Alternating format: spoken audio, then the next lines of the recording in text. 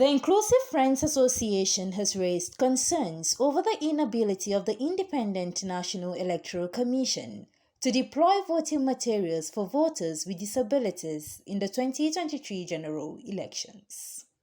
The IFA Executive Director, Grace Jerry, who gave the indication at a news conference in Abuja to present the group's General Election Observation Report, wondered why the challenge of accessibility, stigma, and stereotypes of persons with disabilities persisted, even with the assurances of INEC. She lamented that braille ballot boxes guides were deployed to only 35% of the polling units during the 2023 elections, a development that affected the effective participation of the disabilities community in the election process. At the end of the election, we should be able to say that 1 million persons with disabilities turned out to vote. 100,000 persons with disabilities. Now this form has not been properly utilized by INEC, and so we're calling for it as a strong recommendation for the utilization of the form EC40H, so that together with INEC we can be able to tie number to participation of this marginalized group.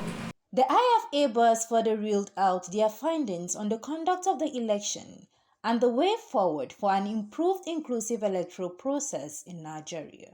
INEC should continue to engage and consult with disability communities, including OPDs like in the Inclusive Friends, to identify areas to be improved upon for more inclusive electoral processes.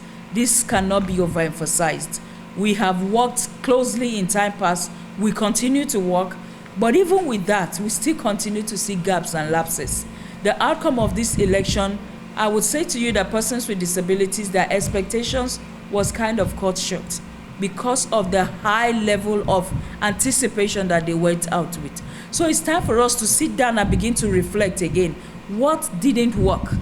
Why? What were the challenges? And how can we improve upon it ahead of the 2027 election, and of course the off-cycle elections that are in between.